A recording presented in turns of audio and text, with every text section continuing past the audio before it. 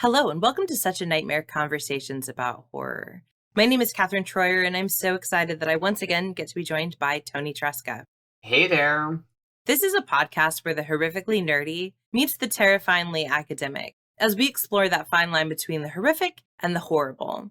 Each episode looks at a specific horror text that is for better or worse, giving us nightmares. And we are so excited to have you join us today for our episode over 1984's Friday the 13th, the final chapter.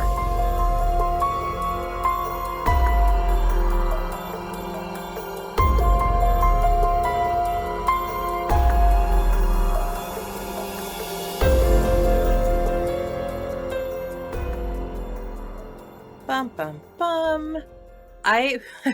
I really hate the naming scheme of the Friday the 13th films. It is so very confusing.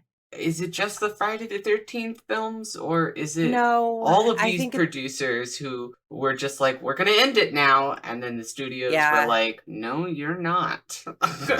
That's true. That's true. I guess it really is all of them. But I think this one is really just confusing me because I feel like what's number 5 called? Do you know? I don't, but I can so quickly Google it to find the answer because I know it's I again there is a fifth one. It's very confusing. It's called A New Beginning. So they're like the final chapter, okay. And then they're just like I guess with this one they at least acknowledge that it was over, and then they're like, we're gonna it has to begin again. If it was the final chapter, this is the not final thing. Okay.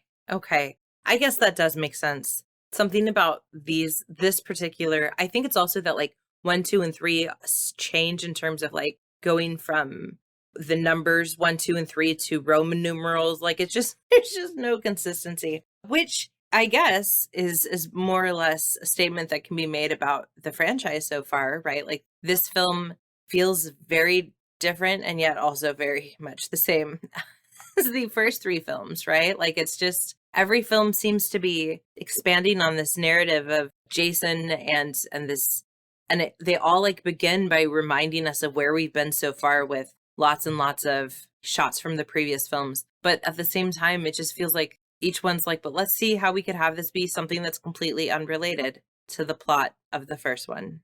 I mean, at least with this one, there were a couple of interesting elements that were introduced, but before we get too far into this, I suppose I should take a stab at the plot. For anyone who has not managed to plow their way through Friday the 13th, the final chapter. It is the 4th one, so we may be getting to a point where even fans of the franchise may not have seen this one yet. So this one is after obviously all of the Crystal Lake massacres. We find that Jason has been pronounced as dead, and he's going to the morgue, where in this morgue some shenanigans happen, and Jason is magically revived, does some murder, and then continues on to the camp where he wants to continue slaughtering. But now this time, when he gets back to the camp, it's not just teenagers. There's also a little boy there who also likes to do some horror things. And so, has Jason met his match? We'll talk about it. Yes. So what I find very fascinating about this film is that the reception of it seems to be kind of all over the place. Rotten Tomatoes has it at 22%, but IMDb has it at 6 out of 10, but 84% of Google users liked this movie. Those are some vastly different. Yeah, the spread on this is pretty exceptional. Yeah, and I think it kind of reflects the fact that there's a lot, for better and worse, going on in this film, right? Because as you mentioned, this is the introduction of Tommy Jarvis, who we will see again in more films. Yeah.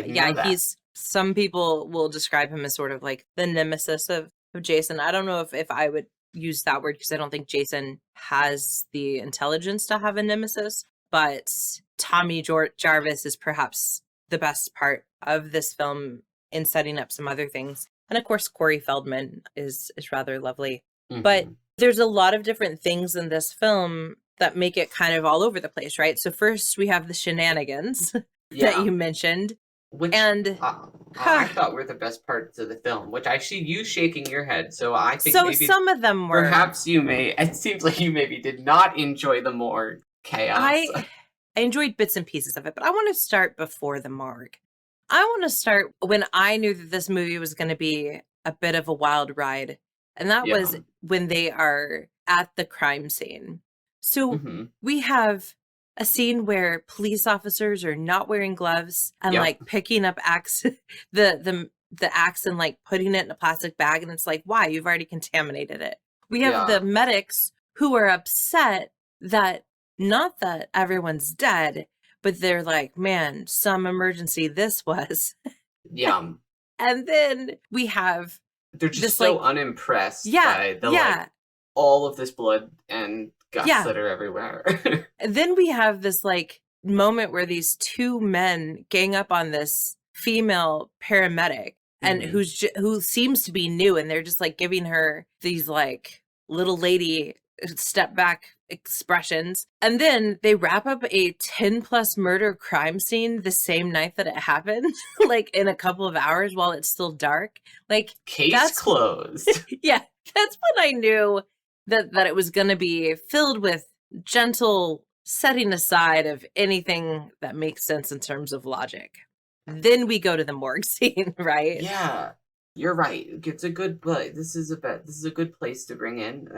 We're better to start than the very true beginning of the film. Yes, and it's an absolutely baffling scene because it just portrays all authority figures as utter buffoons. Yes. And the thing that I am constantly struck by with this franchise, and this is a constant one, is when that choice is made in the Nightmare on Elm Street franchise, it's incredibly intentional and feels so just like specific and like filled with so much slight. Like Craven clearly is doing that intentionally. With these films, I can't tell if it's intentional or if it's just bad writing.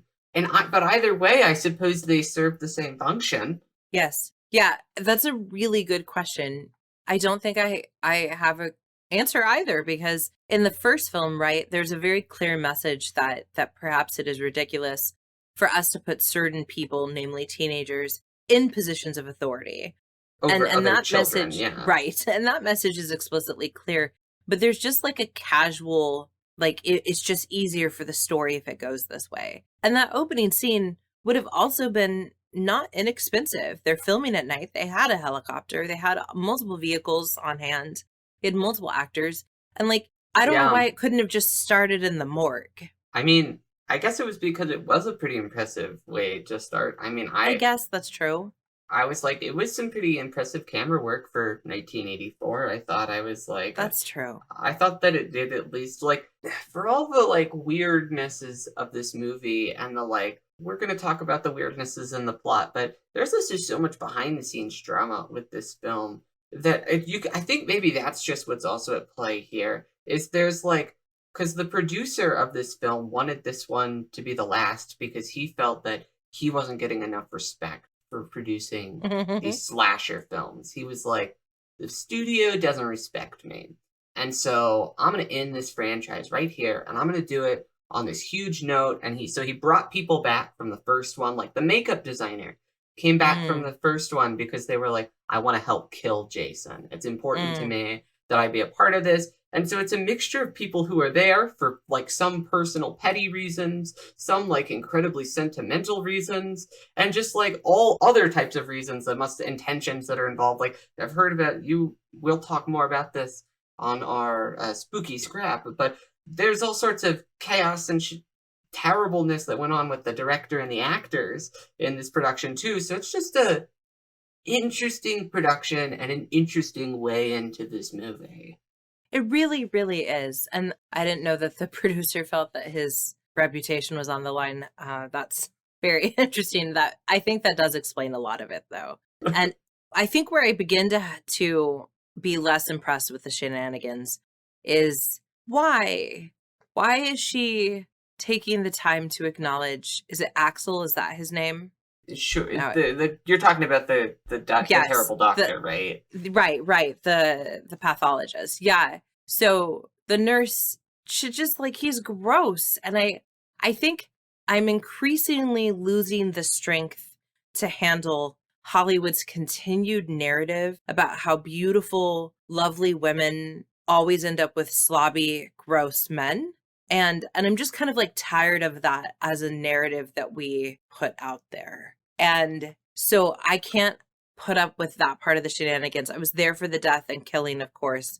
I was even there for him being gross and sort of like creepy. I just wasn't there for her being into it. See, I think that's the thing. I mean, I agree with everything you're saying, but this is yet another point where I just was left baffled and kind of intrigued and perplexed at the same time, because I'm like, it kind of feels intentional. Like, this guy is so awful and so terrible, and like, this behavior is so clearly just like unacceptable. And then they're both punished and murdered for it. And we're shown that this is not a healthy thing that will last.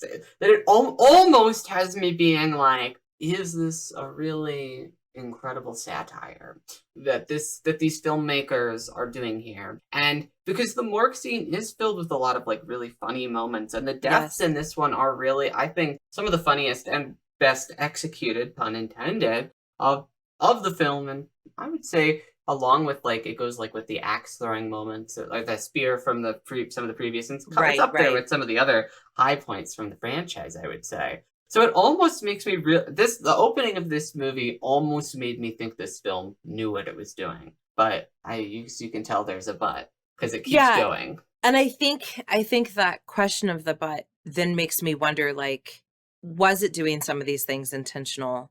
Because if it wasn't, it's super, super lazy writing. If it was, it's intriguing, but it's not perfect writing, right? And then there's the question of, does it matter, right? If it was intentional or not, if we're reading it that way. But I think that's been my problem / intrigue about the Friday the 13th series so far, is I can never tell if this is a really insightful series or just a kind of exceptionally lazy series. And I go back and forth at any one time. So one of the things that I think is intriguing about this film, and this will set us up for our scholarship, is the presence of the Jarvis family, and contrasting them with the traditional group of teenagers that all seem to have enough money to afford to get a cabin in the woods, which I guess it was just different times, but I feel like that was never something I could afford to do when I was a teenager. But we have the teenagers who are doing everything we have been taught is wrong, right? Skinny dipping, drugs, casual sex, like, and very casuals, and like partners are sort of changing around. You know, we have pornography, or the like stag films, right, that Teddy's watching, right? We have it like everything, right? Everything that they could possibly do that makes them bad is being done on this weekend of debauchery. And then we have the Jarvis family, which is like the most wholesome family that you could possibly get. We've got Trish and Tommy and their doggo Gordon. And like, the only quote scandal in the family is that the parents are separated, right? But like, Mrs. Jarvis is loving. There's that scene where they like make a Tommy sandwich, right? And they just are like hugging him. Trish goes running in the morning with her mom and reads in the evening until she's tired. Like, this is a really wholesome family. There's really no bickering between the siblings, which often is an easy way to like create either funny lines or just random drama. But there's none of that. This is like an ideal vision of a family, minus, again, just the absence of the dad. And we have these two storylines, or two sort of groups of people being contrasted together. Did you like that? I thought it was more interesting than if it had just been, because I thought originally, when we left the morgue and we immediately kind of like transitioned back to seeing these teenagers heading to the camp, and like, I was like, ugh, we're just doing this again? So, and I was like, because I mean, it's not a hot take at this point to say that that's pretty contrived within this franchise. Right. Even in this very series. So I was more into it because I was like, okay, at least we're going to have different types of characters, in this like woodsy cabin-y type of setting. And yeah, I would say I thought it mostly worked. I think the reason I was particularly appreciative of it is that in the first film, although I don't condone what she did, I can understand why Mrs. Voorhees is killing those particular counselors, even though they had nothing to do with the original death, right? It's like PTSD. It's the first time the camp's being opened. I even understand in 2 why Jason this is his first chance to like kill a bunch of teenagers that are counselors at the camp, right? But like by this film, we're at the lake, but that's really the extent of it. Like we're not even at the camp. They're not serving as counselors. And so I think seeing that he isn't just targeting teenagers, but he really has become this sort of like indiscriminate killer, right? Yeah. Makes more sense to me. It kind of is like the next step. It was basically the Michael Myers-ification of Jason. Yes. And my favorite part about the Jarvis storyline really is this introduction of the Tommy character, because I'm sorry, I didn't mean to spoil it for you that he comes back in a couple of others, but no, it's okay. He comes back, and because of that, we're seeing him developed in a way that we're not going to normally see, like an 11 or 12-year-old boy developed in a slasher film. And I really liked the masks that he made. I thought that I liked the detail, and that was just one really good prop design element that was like, well, it's not, you take what you can get from these films. Yes. And it's a nod, of course, to Tom Savini and all of his work as a makeup artist. And so I'm very appreciative of when films make these gestures to the people who have built the franchise that are not in front of the camera, right? So what I find intriguing about the presence of Tommy is that how the final like parts play out, right? Of course, we have Trish being set up as our final girl. She's, sort of not gendered in a way that's as sexualized as certainly any of the other teenagers are. She's pure, and she's lovely, and she's willing and ready and able to do the things she's supposed to do as a final girl. But what's interesting is that, of course, at the end of the day, it's not Trish that ends up defeating Jason. It's our final boy. So the article I want to reference is, again, from Horror Homeroom, because they have that whole issue, their very first issue that was on Friday the 13th at 40. And it's got lots of great articles that kind of talk about many of the different films in the franchise. And there's one by a writer named Ethan Robles, is how I've chosen to make up his last name. Good choice. And yeah, thank you. And let me tell you a little bit about who Ethan Robles is, and then I'll tell you what he is writing. So Ethan Robles is a writer working out of Boston. His fiction has appeared in Aphotic Realm, Siren's Call, Easing, and Shotgun Honey. He's a staff writer at morbidlybeautiful.com, frequent guest writer at horrorhomeroom.com, and he is active on Twitter if you want to follow him. And he presents us this argument about the sort of birth of the final boy in this particular film, and that's what this film gives us. So Robles talks about, of course, the final girl and how that's been an already established, pretty clear thing within the slasher films. Toni, would you be willing to, for those people who maybe have forgotten what the final girl is all about, would you be willing to talk about her for a minute? This is a theory. Carol Clover. Articulated by Carol Clover, and it kind of discusses this trope, this character trope that's developed within horror slashers. I mean, she kind of traces in a lot and puts a lot of emphasis on Laurie from Halloween as being like a really clear articulation of this final girl archetype. They are kind of androgynous. They kind of stand on their own.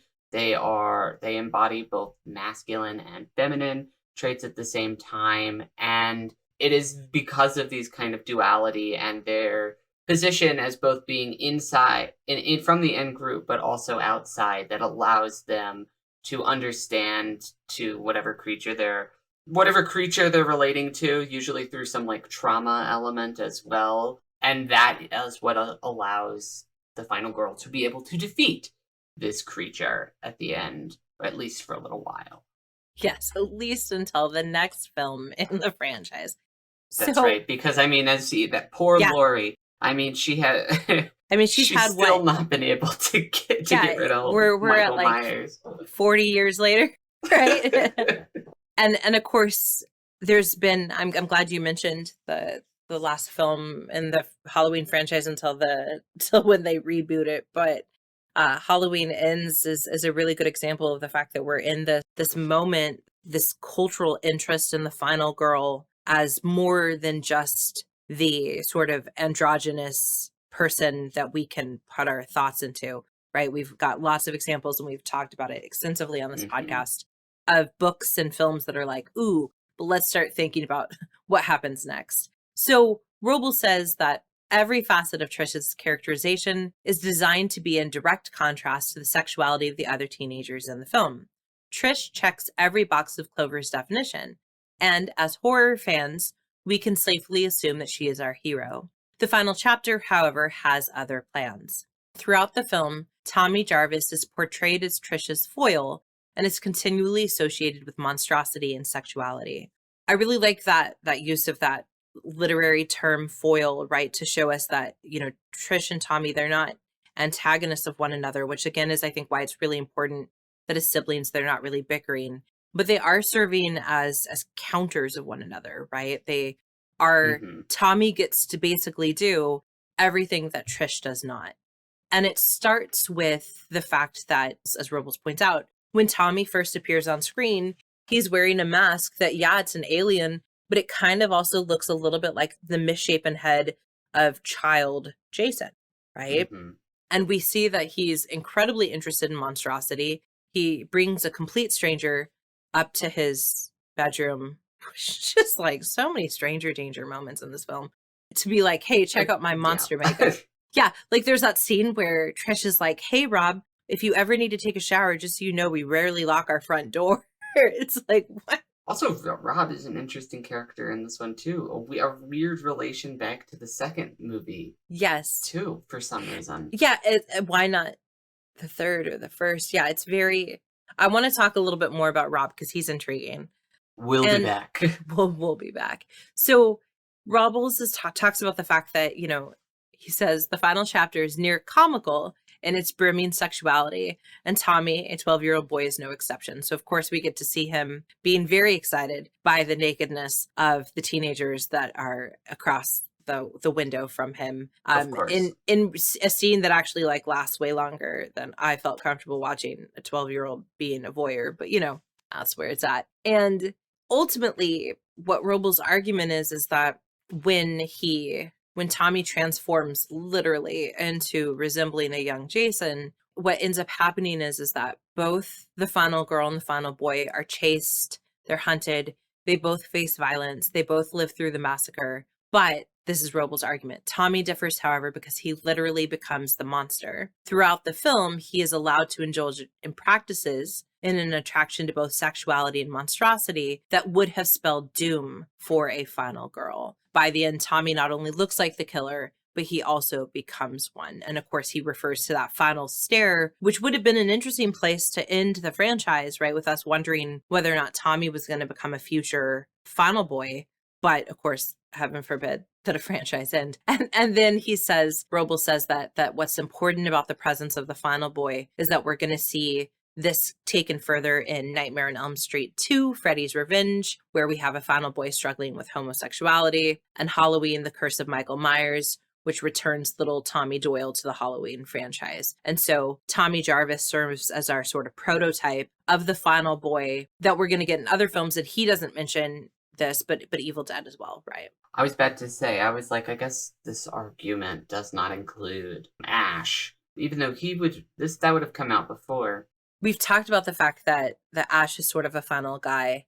I don't know if it's maybe the age difference that's important here, because he is a college student, whereas all of the ones that Robles mentions are younger, right? They really are more final boys than final guys. True. Tommy's different, though, than that other character that gets mentioned in Nightmare on Elm Street 2 because of his child status. So I almost wonder if he's kind of fundamentally a different archetype, like of this final child, rather than, and there's like there are clear age delineages, at least within the trope. Yeah, there is something I think to be said about the fact that like there's that really gross phrase that's like boys will be boys, right? And there's an element in here which this is really about like the construction of masculinity and where it begins, right? Like the fact that it can begin in this place of monstrosity and sexuality, and that at a young age. Yes. Whereas I think the final guy motif that gets explored in Evil Dead and Nightmare 2 is more about like the performance and maintenance of masculinity. Yes. And like this kind of like what happens if you can't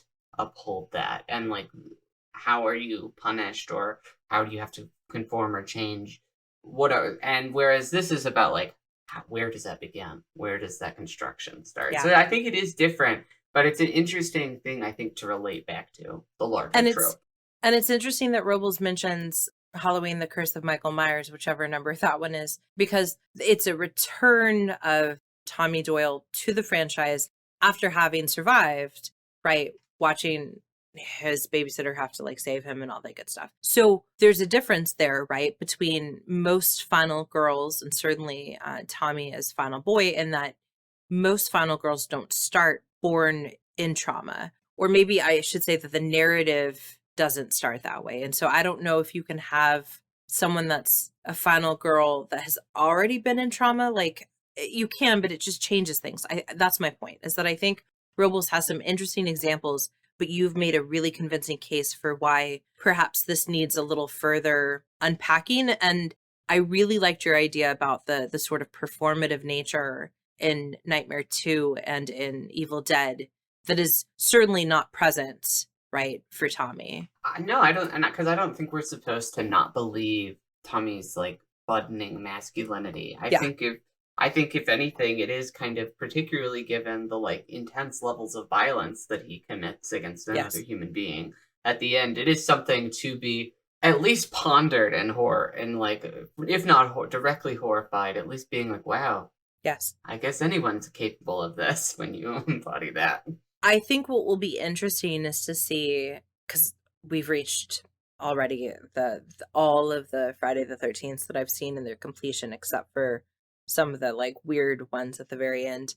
So I haven't seen all the way through the other films with Tommy. And so it will be interesting to see if, now that he has endured trauma, if there is a more performative aspect, right? So that there's this idea then that, and this is like half-baked, but an idea that the final boy gets to be whoever he wants to be because that's allowed. The final girl has been coded by society into how she should be. And the final guy is the true, right, foil to the final girl, where it's now that they've suffered trauma or been denied an ability to be their authentic selves, because their authentic selves goes against what has been coded as acceptable masculinity. Mm-hmm.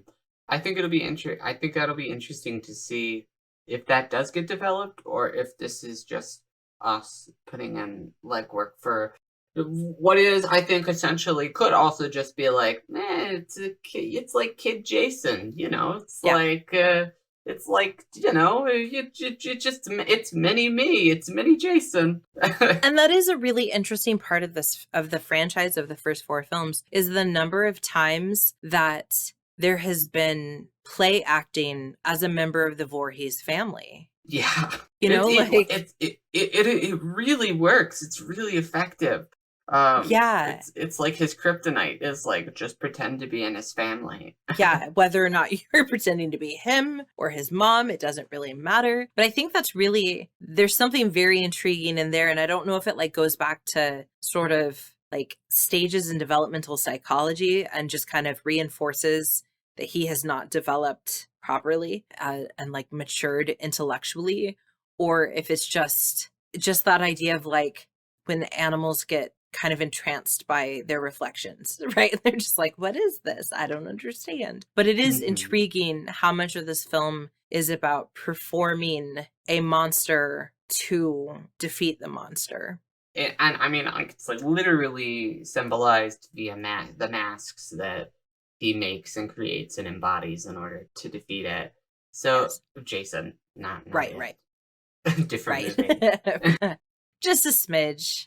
And because at the end, Tommy, you know, he doesn't just apply makeup, right? He actually shaves his head and all this stuff. And so it's really interesting to think about the ways in which he has to transform his body that do mimic some of the ways that we have been taught one needs to perform the body, right, in order to be accepted in culture or to be considered androgynous or not androgynous, right? There's a lot of the film that reminds us of all of the like things that go into being attractive, and he's doing the same things, right, that many of the girls do in the film. He's just obviously doing it for this slightly less sexy reason, which is intriguing because he could have just put on a mask, right? Like he didn't have to put on makeup and shave his head, right? Except he did, right? Yeah. So let's talk quickly about Rob, because Rob is an intriguing character. First, because his sister is from the second film, which feels like a intriguing connection to make, right? Like to just skip over 3 and not have it be 1. But, you know, we have Rob. He's on this like quest for vengeance, but he also he has no clue what he's doing. No, utterly incompetent. Which is, you know, about right in the real world. Right. Yeah. It was like, I don't know. I thought it worked pretty well. I thought it was well-meaning, but unable to do anything. So like, and this is another place where I want to give this film credit that I can't guarantee it intended, but this idea that, you know, I feel like as a general rule, more men are probably going to just think that the solution involves grabbing a machete and going in the woods and expecting to be triumphant than many women would feel like that solution is an option, right? Right. And I think that there's lots of evidence to support that, in part because he kind of just assumes that if he puts a plan to action, it'll succeed, right? Like, isn't that just how probably most of his life has worked? And so it was really great to sort of see this reminder that, you know, actually, if you're going to survive, it's going to be because you're not conforming to the traditional roles, right? You're either going to be the final girl or the final boy. But I don't think the film was quite that clever intentionally. I think that was just another one of those instances, like you said, of, you know, it making us question some of the conventions and some of the like elements of authority, but I don't know that it was doing so intentionally, even if it happens. And I think it's then a shame, honestly, that Rob did have to die then in that context too, because I think it would have been, which does make me think it wasn't necessarily for the like reasons that maybe you just mentioned, right? But I don't know. I think it's a really interesting element, particularly to include in from 1984. Yes. Of like this, just and then it's also then, because it kind of then feels like once Rob goes, you're like they're setting up. It's Trish is gonna come in, right? But then she also doesn't, which is. So I guess the movie is pretty. We kind of, you'll notice from our discussion, we basically skipped over the middle, which is I feel where all the kills are. Yeah, it's where the kills are, but it's also the worst part of the movie, or the least interesting part of the movie, at least to me, because it's the most formulaic and just like contrived. I mean, like I think the best kills happen at the very beginning and the end. Even there are a lot of kills that happen in the middle, but I don't think they're the best ones. Maybe the one with the projector was pretty good. So there are some that they did make an effort. So they made an effort to have some originality in those kills so that you're not just like, well, I've seen that 1,000 times. It's more like, oh, I've seen that before, but it's been a while. I think the best way to describe it is exactly what you said. It's formulaic. It's not that it's good or bad. It's just very paint by the numbers of like, you know, even so far as like, I'm going to go for a swim, even though in a previous scene, we made it very clear that the lake was kind of far away. I'm still, you know, like there was just a lot of really sort of tick isolation, you know, tick sexy shower scene. It was just a lot of that. And so I think you're right that the middle was just the most expected parts. Because then when we get to the end, we kind of are expecting Trish to kind of like come in and save the day, but that's not, as we've been discussing, that's not quite what happens either. And I can't decide, which is more or less my feelings about this film. I can't decide if the ending somehow in a really like provocative and positive way, complicates the concept of the final girl by having the final boy, or if it somehow actually ruins the sort of best parts about the final girl by having it be at the end that she has to rely on someone else. It's fortunately not her lover, or her boyfriend, or, you know, it's her brother, family. right? It's her family. And considering that this has all been about messed up family relations, right? There's some nice parallelism, but the fact that at the end she's not capable of doing it and he feels weird, but then you're like, but he's able to do it because he's able to tap into his monstrosity and she's not. And is that a good thing? And I just don't know where to rest at the end, because by the very end of the film, she's no longer being coded completely as androgynous because now she's stepping into the maternal figure, right? So like her role has shifted from final girl to mother figure. And is that because he's the final boy now and like he's our essence? Or I don't know. I don't know how to feel about this film, because I don't know if it's just things that happened that I'm reading too much into, or some like moments and sparks of brilliance that maybe got buried under some need for a more formulaic model. And I think it's probably like little bits of both, because it seemed like there's so much like spite and like determination that went into the making of this film that I'm like, I imagine, I'm sure like they got some, they definitely were attempting to do something interesting here. And I think they succeeded more often than not, even if there are still like some elements that are like would be served by like rewrite, like just a tightening up, like the whole middle. Like the whole middle. Right. But, right. You know, all in all, I have to say, I thought it was, I like this one a lot more than the previous entry in the franchise. And I liked it more than the original. I still think I like 2 more, just because 2 is a little bit more ambitious and a little bit more concise, I think, and a little bit more fun overall. But this one might be the most interesting one they've done so far, just because of how many, like, subversions it does, even if like some of its subversions, like at the very end with like Trisha being subverted by Tommy, kind of like complicates the previous stuff that's set up. It's still interesting. Like I'm like, that's still more interesting than most slashers. Yes.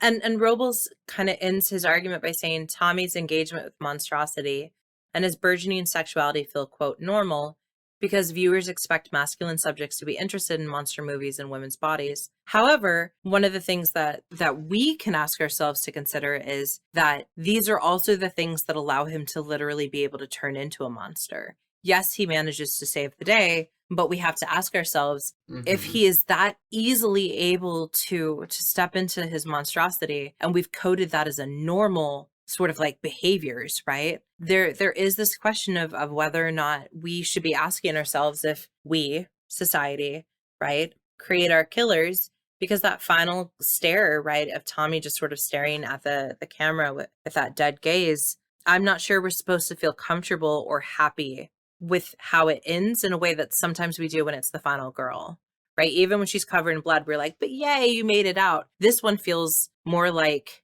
this is the beginning of a broken person. And I don't know if we feel that way more because of the camera work or because he's a kid or because he's male. But that is an interesting way to have potentially ended at least this cycle of Friday the 13th. Yeah, I think so too. I think that like if producers had gotten their wish and like this had been the last one, like I think this would have been a pretty strong one to end on. Or at least an interesting film to end on in the franchise. It's certainly more interesting than Nightmare on Elm Street's attempt at their final chapter from our last franchise watch along. So I'll take that.